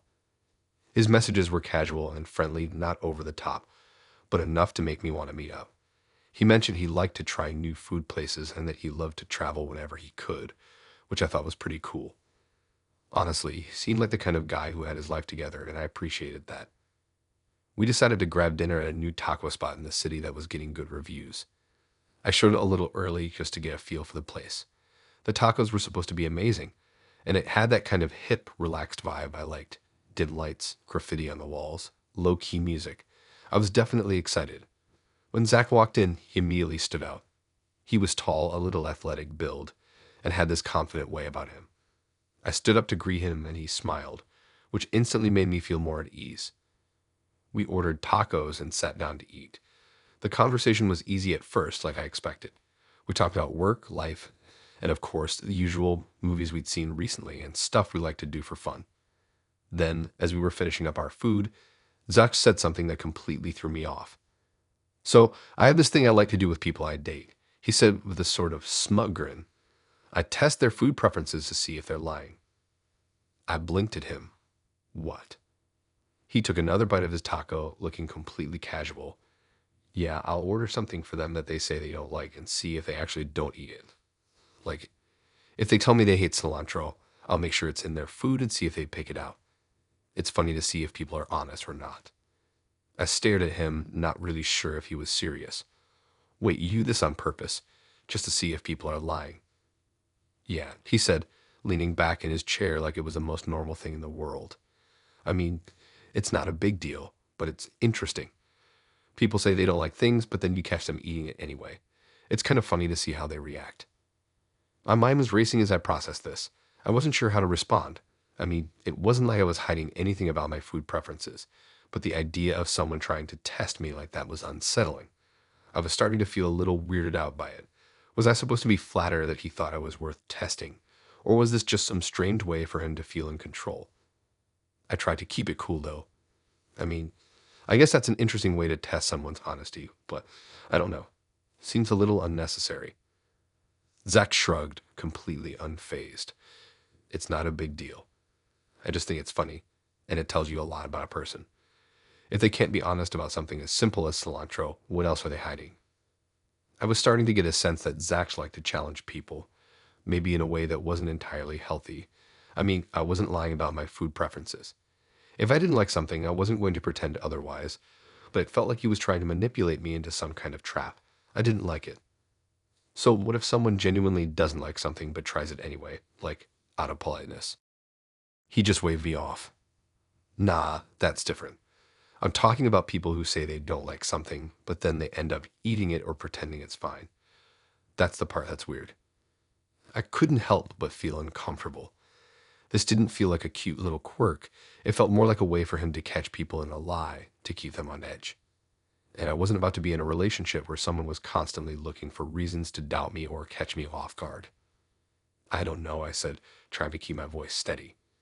I think I'd rather just be honest about what I like and don't like. I'm not really into testing people. Zach laughed, clearly not picking up on my discomfort. Come on, it's all in good fun. I mean, you probably passed the test anyway. I'm just saying, it's interesting to see what people will do when you challenge them a little. I didn't know how to explain that it wasn't just about the test. It was more about the fact that he thought it was something that would be funny to do on a date. He wasn't asking me about my food preferences to understand me better. He was doing it to gauge my reactions, to see if I would fail his little game. It felt like he was trying to dominate the situation, and I didn't like it. I tried to change the subject, hoping the conversation would get back to something normal, but it was like Zach couldn't help himself. Every time we talked about something, he would steer it back to this idea of testing people's boundaries or playing mind games. It wasn't long before I started feeling like I wasn't talking to a person I could trust, but someone who was constantly looking for ways to manipulate the situation. As we finished up our meal, I could feel the energy shift between us. It wasn't the fun, easy vibe we had at the beginning. Instead, it felt heavy, like I was sitting across from someone who wasn't interested in truly getting to know me, but rather in seeing how I would react to their tests. And the more I thought about it, the more I realized I wasn't into that. When the bill came, I paid for it, mainly because I didn't want to prolong the awkwardness. Zach offered to pay, but at that point, I just wanted to leave. I wasn't mad at him, but I didn't feel like we were on the same page. The whole evening had turned into something uncomfortable, and I wasn't interested in seeing where it could go. As I walked out of the restaurant, I couldn't help but feel relieved. I'd learned something important on that date, not just about Zach, but about myself. I didn't want to be around someone who made me feel like I was part of the game. I wanted someone who was real, someone who was genuinely interested in connecting. And that wasn't Zach. I'm sure he's a fun guy to hang out with, but this wasn't going to work. And honestly, I was glad I figured that out before I wasted any more time.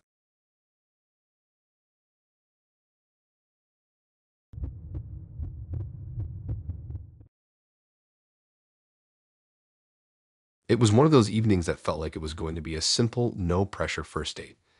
Chris seemed like the kind of guy I could get along with. Charming, laid back, a little sarcastic, but in a way that didn't make me feel uncomfortable.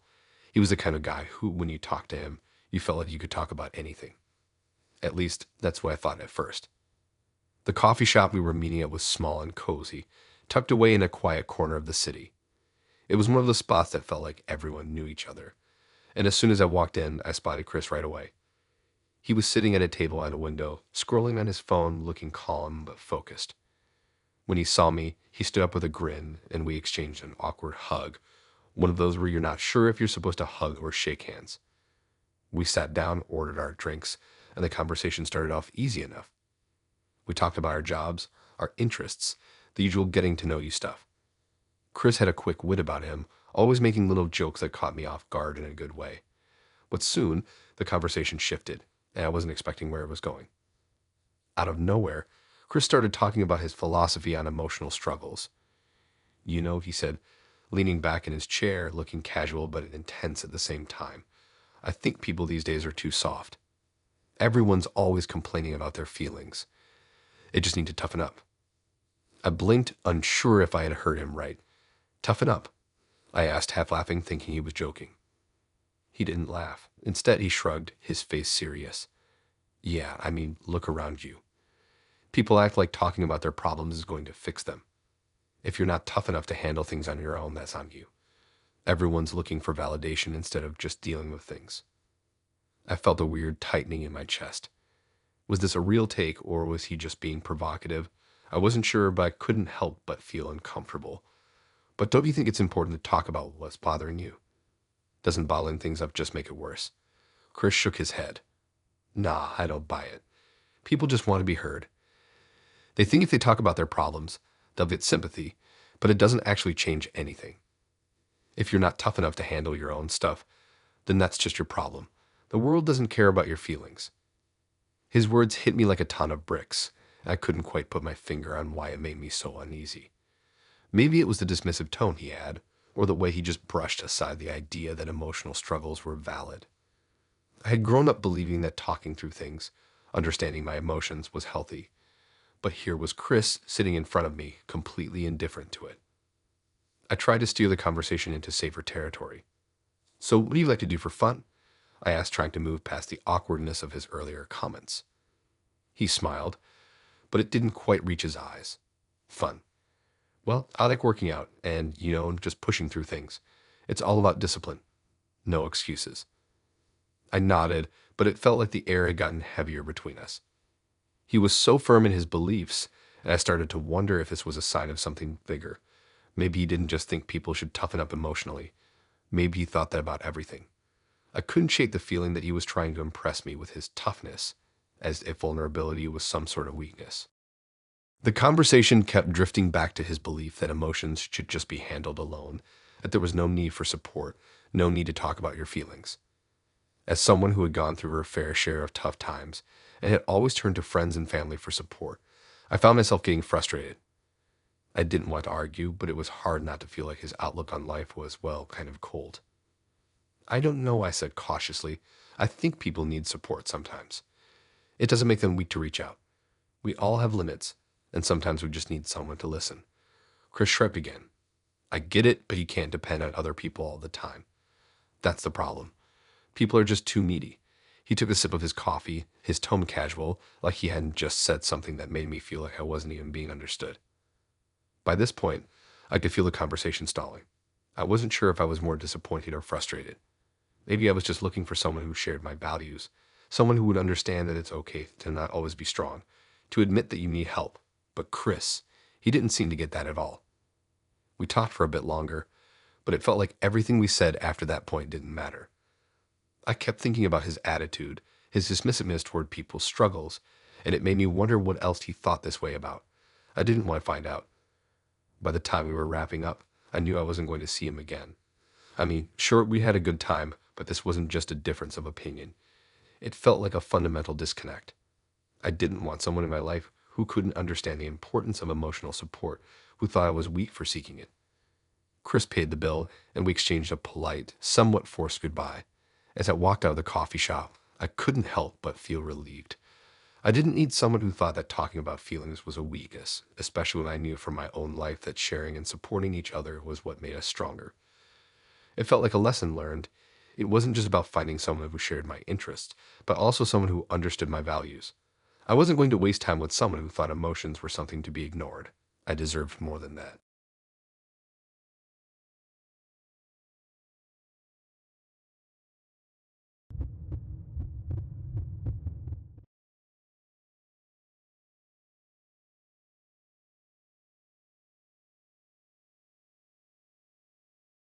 I met Amanda through a dating app.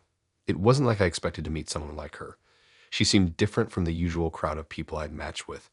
She wasn't trying to impress me with her latest travels or show off a perfectly filtered selfie. Instead, her profile was straightforward.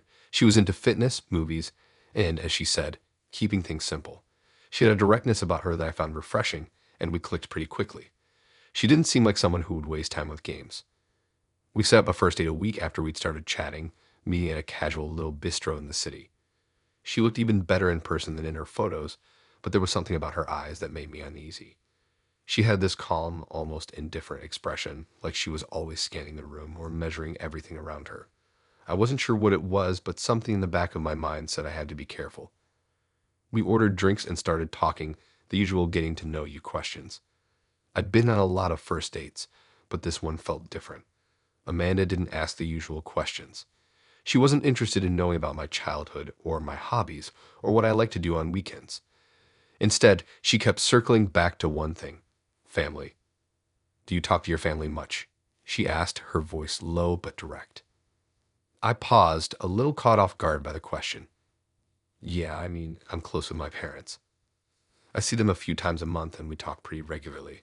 I'm pretty family oriented, honestly. She nodded, but there was this unreadable look on her face.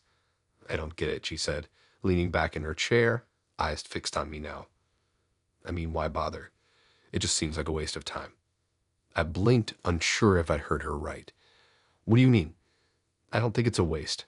Family's important. She shrugged like it was the most normal thing in the world. I don't know. I just prefer dating people who aren't attached to their families.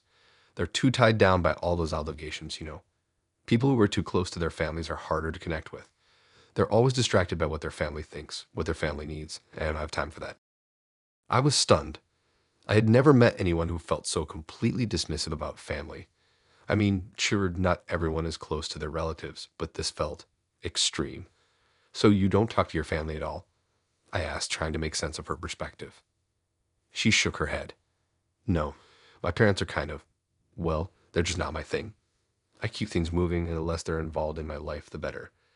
That's why I like dating people who don't have that strong family bond, because it means they're more available. They don't have the distractions or the expectations." I tried to process what she was saying, but it felt like I was missing something. "But doesn't that seem kind of lonely? I mean, family is supposed to be there for you. You're just cutting them out entirely." She shrugged again, her lips curling into a small smile. "I just think people should focus on what's really important. Like, why would I spend all my time trying to please my parents or deal with their issues when I could be building something more important? I need someone who understands that. Someone who's available emotionally, physically, whatever. If they're always worrying about their family, how are they going to be there for me?" I felt a knot tighten in my stomach. At first, I thought Amanda was a strong, independent woman who just didn't want to get bogged down with unnecessary drama. But now I was starting to think she saw people, relationships, as transactions. It wasn't about real connections or emotional support. It was about availability, control, and convenience. I didn't know if I was comfortable with that. The conversation took a weird turn after that. She kept steering it back to the same point: how family should stay out of the picture for a relationship to work, how people should just focus on each other and leave the past behind. It was like she was trying to justify her own detachment from family, like she couldn't understand why anyone would want to have that kind of bond with someone else.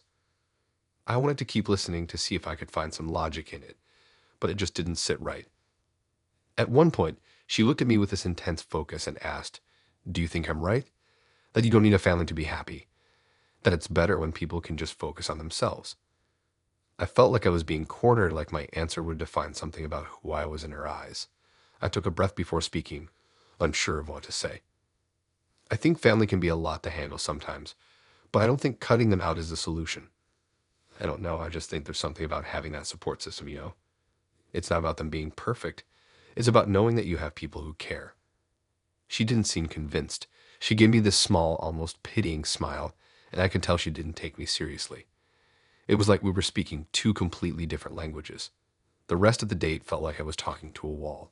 I tried to ask her more about herself, but she always circled back to the same thing: how she didn't need family, how it was better that way. As we wrapped up the evening, I walked her to her car, and she gave me a quick hug. She was polite, but the whole thing felt off. I didn't know what to make of it. I felt like I was talking to someone who was living in an entirely different reality, a reality where emotional bonds, where family didn't matter. And honestly, I didn't think I could be a part of that reality. I left the date feeling weirdly drained. I wasn't sure if it was because I just spent 2 hours with someone who didn't understand the importance of family, or if it was because I knew I wasn't going to see her again. I realized that relationships, at least the ones that mattered, were built on more than just availability or convenience. They were built on trust, support, and yes, even family. By the time I got home, I was pretty sure I wasn't going to reach out to her again. I wasn't sure if I wanted to be with someone who saw family as an obstacle, as something to avoid. I needed someone who understood that family wasn't a barrier. It was a foundation, and I wasn't about to settle for anything less.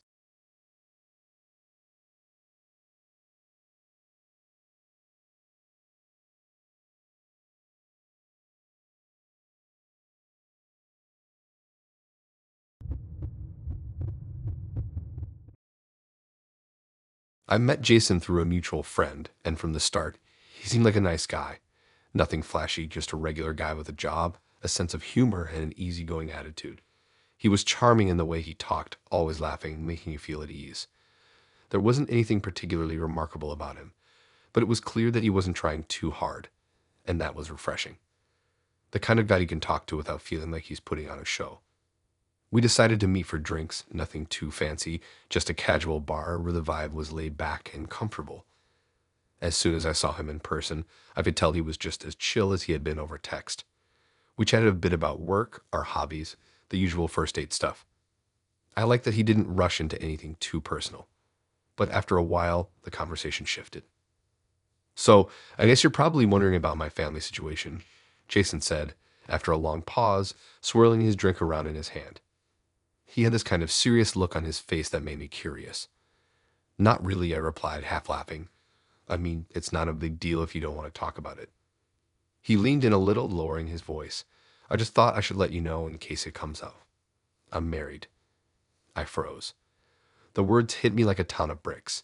My mind immediately started racing, trying to make sense of what he had just said. Wait, what? I stammered, struggling to piece things together. I know this is probably a lot to take in, but my wife is going through some health issues right now, and it's been tough for both of us. He paused, as if waiting for me to absorb everything he had just dropped on me. I'm still married, but we're kind of in this weird spot. I love her, but we kind of grown apart. I'm doing this because I know she'd want me to be happy. I wasn't sure how to respond. I was so caught off guard by his admission, and I couldn't decide whether I was mad, confused, or just feeling incredibly uncomfortable. A part of me thought about leaving right then and there, but I wasn't sure if that would make me look like I was overreacting. Wait, so I finally said, my voice shaky. You're telling me that you're still married, but you're dating other people. Like, that's what you're doing right now. I tried to keep the judgment out of my voice, but it was hard to mask my disbelief. He sighed, rubbing the back of his neck. Look, I get it. I do. I'm not proud of it, but it's complicated. Now, wife's in a bad place health-wise, and I don't know how long this is going to go on. But I also have needs. I can't just put my life on hold indefinitely. I feel guilty about it, but I can't help how I feel. I want to be there for her, but I also need some happiness in my life, you know. It's just one of those things that's hard to talk about, but I thought you should know from. I wasn't sure what was more jarring, the fact that he had told me so bluntly, or the fact that he was justifying it as if it was completely normal. He wasn't even apologizing. He wasn't acknowledging the hurt he might be causing. It felt as though he expected me to just understand and accept it because of his wife's condition. I don't know, man, I said, trying to keep my composure. That's a lot to unpack. I get that you're in a tough spot, but I'm not sure I can be a part of that. You're still married. You're still with someone, no matter what your situation is. I don't think it's fair to either of you to be, looking for someone else. He looked down at the table and not me in my eyes. I could see the guilt written all over his face, but there was something else too. An emptiness. Maybe it was regret. Maybe it was that he didn't know what to do anymore. He didn't have the answers, and it seemed like he was searching for them in all the wrong places. I'm not trying to hurt anyone, he said quietly, almost to himself. I know it's messed up, but she's not the same person anymore, and I don't know how much longer I can just sit around waiting for her to get better. I need to feel alive too. I sat there in silence, trying to process everything he was saying. I wanted to tell him that he was being selfish, that what he was doing wasn't just about him, but part of me also felt bad for him. I didn't know what it was like to be in a marriage where things had fallen apart, or someone you loved was slowly slipping away due to health problems. But I knew that using someone else to fill that void didn't seem like the answer. I can't do this, I said finally, standing up. I couldn't stay there any longer, listening to him try to justify his actions. I can't be the other woman. I'm sorry, but I'm not okay with this. He looked up at me, his expression softening. I understand, I really do. I just wanted to be honest with you, that's all. I didn't know if he was being completely honest with me. Maybe he believed that what he was doing was justified in his mind, but it didn't make it right. I had always thought honesty was the most important thing in a relationship, but now I was questioning whether that was enough. Was honesty enough when the truth meant hurting someone else in the process? Was it enough when the whole situation was built on lies and half-truths? I paid for my drink, threw a few bills on the table, and walked out of the bar without looking back. The whole thing felt like a bad dream. It wasn't just that he was still married. People could make mistakes or be in complicated situations. But the fact that he seemed to think it was acceptable to keep dating, to keep searching for happiness, even at the expense of his wife, didn't sit right with me. It wasn't about the marriage. It wasn't about his wife's health. It was about him, his needs, and his unwillingness to look at the bigger picture. As I walked back to my car, I couldn't shake the feeling that I had just been part of something wrong. It was a strange mixture of guilt and relief. I had dodged a bullet, but I was still left with the question, how far would I have let it go if I hadn't walked away? How much more of this guy's mess would I have been willing to put up with? I knew that I couldn't live in a world where I'd accept that kind of behavior from someone I was dating. I wanted a relationship built on trust, not someone who was justifying their own choices at the expense of others. Walking away felt like the right thing to do, but it didn't make it any easier.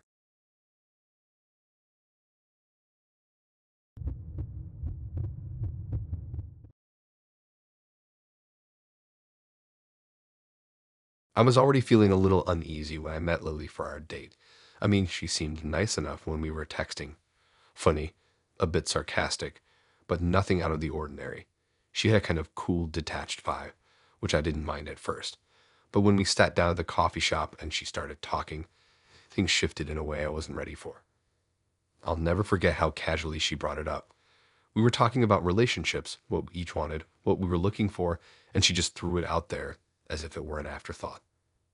I don't really care about emotional connections, she said, looking down at her coffee, swirling it a little with the spoon. I just like the attention.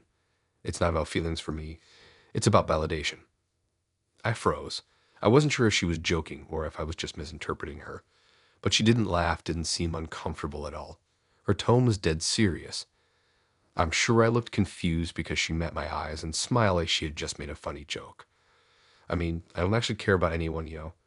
I just tell people what they want to hear. Pretend I'm invested, pretend I'm really into them. And I get what I want from it. Validation, compliments.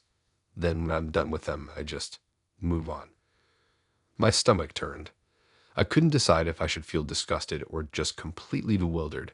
I didn't know how to respond, so I went for the most basic question I could think of. You don't think that's kind of messed up?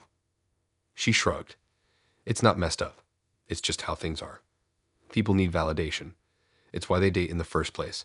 I'm just being honest about it. I didn't know how to argue with her. It felt like she wasn't even trying to justify it.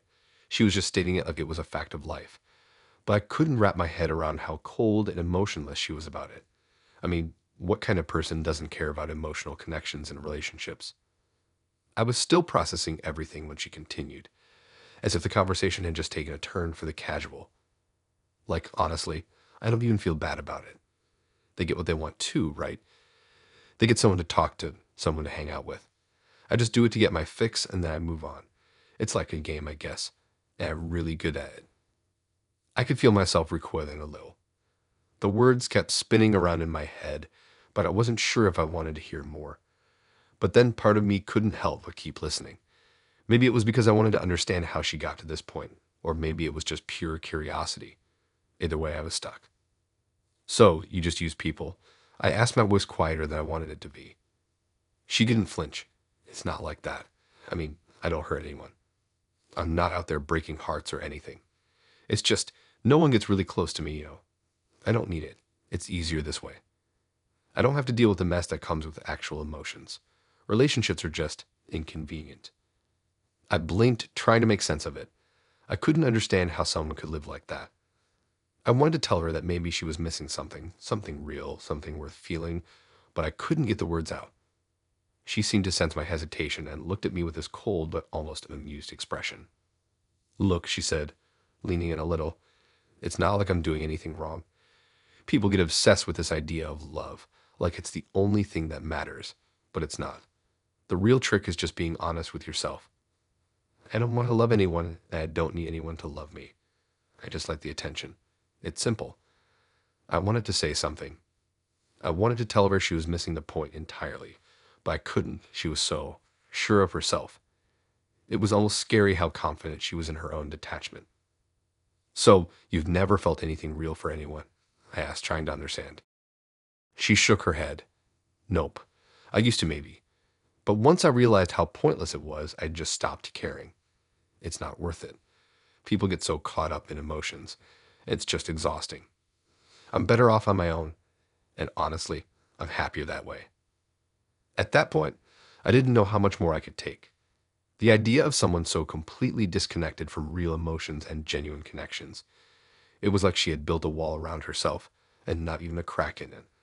How could she be so unaffected? I couldn't help but feel bad for her. Was this really the way she wanted to live her life? Avoiding anything real, staying emotionally distant from everyone around her. It wasn't just cold, it was sad. She didn't even seem to care that she was missing out on something deep and meaningful. The silence between us grew heavy. I knew the date was pretty much over at that point. I didn't even know what else to say. How do you continue a conversation with someone who is so dismissive of something as fundamental as love? When the bill came, she paid for her coffee without even asking me if I wanted to split it. I could have offered, but I didn't. What was the point? As we stood up to leave, she smiled at me, the same confident, detached smile she had worn all evening. Thanks for the coffee, she said casually. I'm sure I'll see you around. I didn't respond immediately. I just nodded, a little stunned by the whole experience. I couldn't shake the feeling that something was horribly wrong with what she had said. And yet, in her eyes, it was the most normal thing in the world. As we walked out of the coffee shop, I realized that not everyone views relationships the same way. For some people, they're not about love at all. They're just a tool to get what they want. And I knew that for me, I'd never be able to look at relationships the same way again after meeting Lily.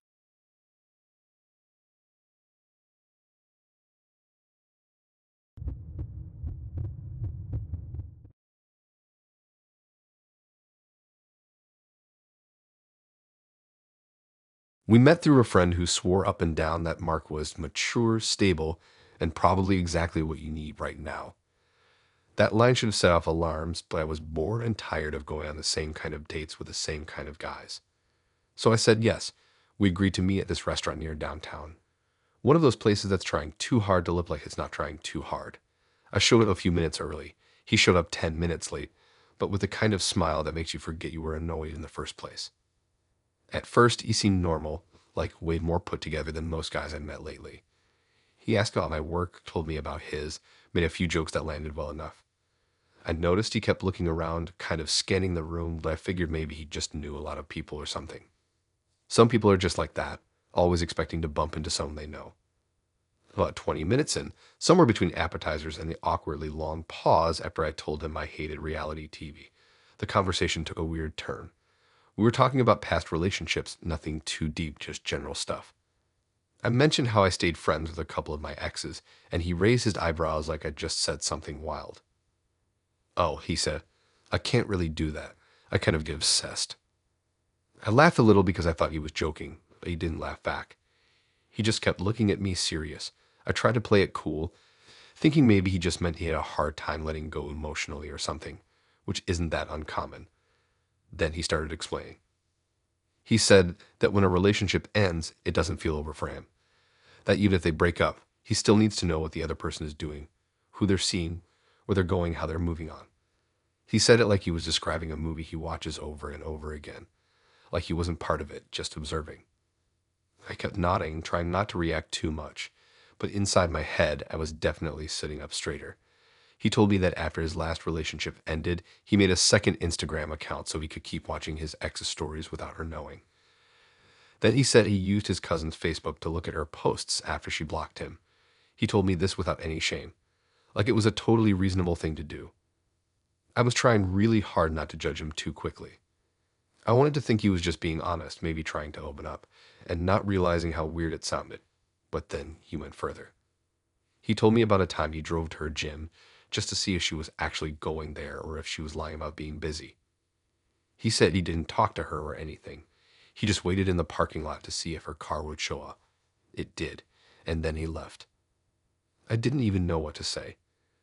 I think I just stared at him for a second, trying to figure out if he was confessing something or bragging. His tone was so casual. He didn't seem angry about it. He just seemed invested, too invested. I just need closure, he said, but no one really gives you that, so you have to find it yourself. I nodded slowly, mostly because I didn't want to make him defensive, but my mind was racing. Like, this guy was out here talking about digital stalking like it was a form of self-care. I asked if his ex ever found out. He said, yeah, once. She noticed him watching her TikToks after he said he didn't have the app. She confronted him about it, and he said he lied at first, but eventually admitted it. She blocked him again after that. Then he found her new profile through a friend of a friend and kept watching from there. By that point, I was just counting the minutes until I could leave. The food hadn't even arrived yet. He didn't seem like he was a threat or anything, just someone who had completely normalized behavior that was really not okay. And the scariest part was how chilled he was about it. Like, this was just what people do when they care too much. I tried to shift the topic, asked him about his job again, what he likes to do when he's not working. He said he likes going to the movies alone, walking around the city, reading thrillers. But then he circled back, said he's always been the kind of guy who feels too much, and that modern dating makes it impossible for people like him to cope in healthy ways. I'm not dangerous or anything, he said, like he could read my thoughts. I just think if people were more honest about how hard it is to really let someone go, maybe we wouldn't all be pretending to be fine all the time. I gave him a tight smile and sipped my water. I didn't want to argue, but I also didn't want to pretend I agreed. I was just trying to get through the meal. The second the check came, I pulled out my card and told him I had somewhere to be right after.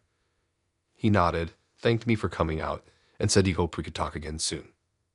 The next morning, I woke up to a follow request on an account I didn't recognize. No profile picture. No posts. Just a name I'd never seen. I blocked it. Then another one came in a few hours later. Same thing. No pic. No posts. Different name. I blocked that one too. And that's when it hit me. Maybe he wasn't lying about what he does after a date. Maybe I was a news story he was watching.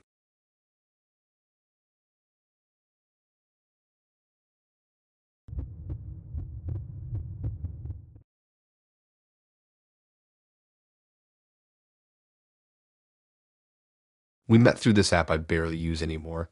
The kind you re-download out of boredom on a Sunday night and forget to delete until you match with someone who's surprisingly interesting.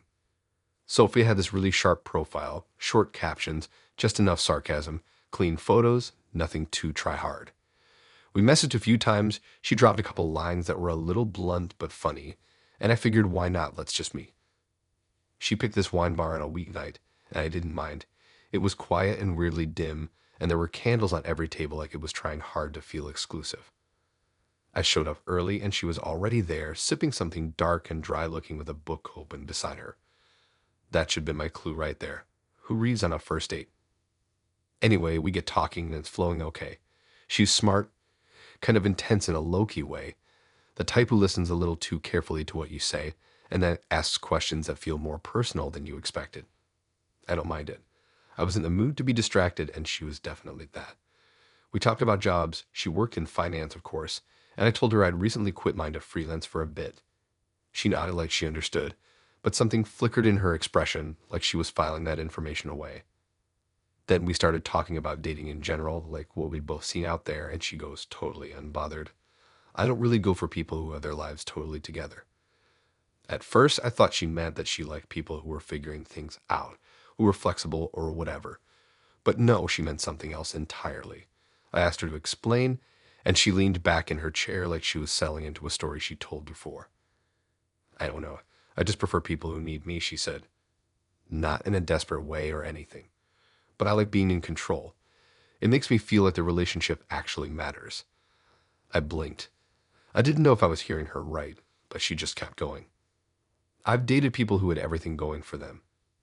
And it always feels like I'm just extra, like I could leave and it wouldn't change anything. But when someone depends on me, emotionally, financially, whatever, it's different. They stay. Hey, listen, you have leverage. The way she said it, cool and matter of fact, like she wasn't dropping a giant red flag in the middle of the table. I almost thought she was joking. But she wasn't. She really believed this. And the worst part, she didn't seem the least bit guilty about it. I asked her what she meant by control. She smiled like she appreciated the question. Control isn't a bad thing. Everyone tries to control something. I just prefer it to be people. It's cleaner that way. I remember holding my glass, trying not to react too much. I didn't know if I should be concerned or impressed by how confidently she admitted all of this. She didn't even try to soften it. She told me about one of her exes, a guy who had just lost his job when they started dating. She helped him out, gave him money for groceries, let him stay at her place when he needed to crash. He got back on his feet eventually, but by then, she said, things had changed. He started pulling away, getting ideas about independence. That's when I ended it. I'm not here to build someone up just to have them walk away. I didn't say much after that. I just nodded, trying to make sense of the kind of person who views emotional manipulation like it's just smart relationship management. And the thing is, she didn't seem bitter. She didn't seem like someone who'd been hurt and turned cold. She just liked the dynamic. She liked having the upper hand. She talked about it like a strategy. She said she could tell within the first hour of meeting someone whether they'd be a good fit for her lifestyle. I need people who will push back, she said, who won't challenge the balance too much. Otherwise, it stops being worth it. I asked if anyone had ever caught on, if someone ever realized what she was doing. She laughed. Most people don't want to see it. They think I'm just helpful, supportive. You'd be surprised how long people will ignore something as long as they're being taken care of. There was something really eerie about how calm she was. She wasn't trying to be evil or edgy. She was just telling me how she operated, and it worked for her. She said she'd been in a few relationships that lasted over a year, and all of them followed the same pattern. She found someone lost, someone mid-transition, and she made herself the solution. By the end of the night, I was basically done trying to find anything redeeming in the conversation. She paid the bill before I could reach for my wallet and thanked me for coming out. She told me I was interesting, and she hoped I'd let her know if I wanted to see her again. I said sure, but we both knew I wouldn't. Walking home, I kept thinking about what she'd said, about how easy it is to fall into something when someone's offering help, comfort, stability, and how that can get twisted into something else, something that looks like love, but is really just control dressed up with kindness. I realized I probably met people like her before, but they weren't as honest about it. That was the scariest part. She didn't lie. She told me exactly who she was. And if I had been in a worse place, if I'd been looking for someone to save me, I might have thought she was the answer. Instead, I left with a reminder that sometimes the most dangerous people are the ones who smile while they tighten the grip.